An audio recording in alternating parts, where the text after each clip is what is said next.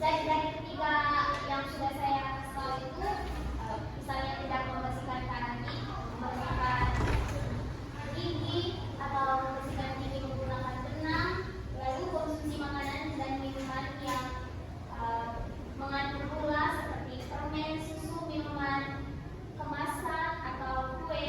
Terus kebiasaan merokok dan mengonsumsi minuman beralkohol juga itu bisa mempengaruhi adanya karang gigi yang banyak, karena sebagian besar itu yang banyak karang gigi itu berada di orang yang terlalu sering merokok dan minum minuman yang keras. Lalu yang ketiga itu karang gigi, gejala karang gigi.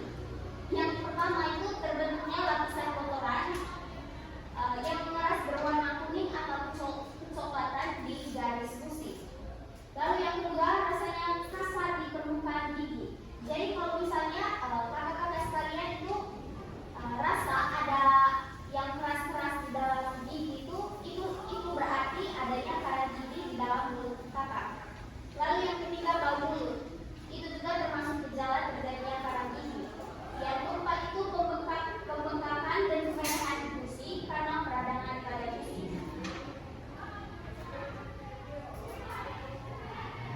Lalu karang gigi itu ada beberapa macam. Yang pertama itu karang gigi supragingival dengan karang gigi subgingival.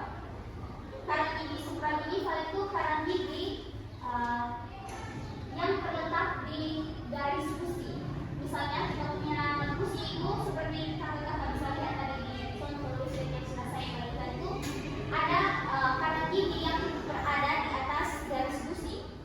Itu adalah contoh karang gigi supragingival. Sementara untuk karang gigi subgingival itu dia berada di bawah gusi. Dan kakak-kakak bisa lihat tadi di tulisan yang sudah saya bagikan itu ada karang gigi yang terdapat di bawah gusi. Seperti itu contohnya. Lalu ada cara mencegah karang gigi. Yang pertama, menyikat gigi secara rutin minimal 2 kali sehari, pagi setelah makan dan malam sebelum tidur. Lalu yang kedua, mengonsumsi gula-gula seperti permen atau minuman yang manis-manisan, makanan yang bermanis-manisan, itu harus dihindari. Lalu yang ketiga itu minuman air putih yang cukup. Dengan kita minum air putih juga dapat mengurangi terjadinya karang gigi. Lalu yang keempat itu menghentikan kebiasaan merokok dan minuman beralkohol. Karena yang sudah saya jelaskan tadi itu di mana sebagian besar itu yang sering merokok dan minum minuman beralkohol itu pasti dia punya karang gigi itu lebih banyak daripada orang yang tidak pernah merokok dengan minum minuman yang keras. Lalu yang terakhir itu ada cara pengobatan karang gigi. Di situ plak di gigi yang sudah mengeras dan menjadi karang gigi tidak bisa dihilangkan hanya dengan menggosok gigi saja. Untuk mengatasi kondisi tersebut, dokter akan menganjurkan pasien untuk menjalani steril. Jadi cara pengobatan ini itu untuk teman-teman atau kakak-kakak yang mengalami atau yang ada karang giginya itu dianjurkan untuk melakukan pembersihan di dokter gigi, karena karang gigi itu tidak bisa dibersihkan menggunakan sikat gigi saja, tetapi harus dibersihkan dengan menggunakan alat khusus. Oke, baik kakak, mungkin itu saja yang bisa saya sampaikan pada sore hari ini. Mungkin dari kakak-kakak sekalian ada yang ingin bertanya? Pertanyaan saya di sini, mengapa harus menghindari makanan manis setelah kita steril? Oke, baik, jadi saya ingin menjawab pertanyaan dari kakak. Kalau tahu nama kakak siapa? Apransia Maria. Oh, baik, jadi saya akan menjawab pertanyaannya. Kenapa harus dihindari makanan yang manis setelah steril? Setelah melakukan steril itu gigi akan lebih sensitif. Makanan dan minuman manis mengandung gula yang bisa, yang pertama itu dapat memicu pembentukan plak lagi. Kan kasihan kok, harus kita pembersihan karang gigi itu, terus kita makan makanan yang manis, minuman yang manis, itu juga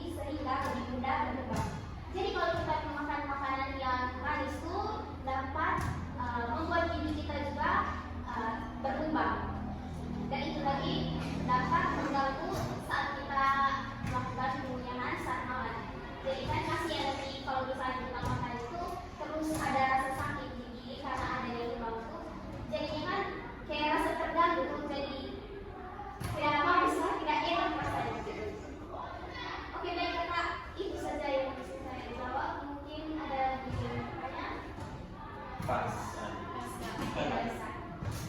Jadi sekian saja materi yang saya bawakan hari ini.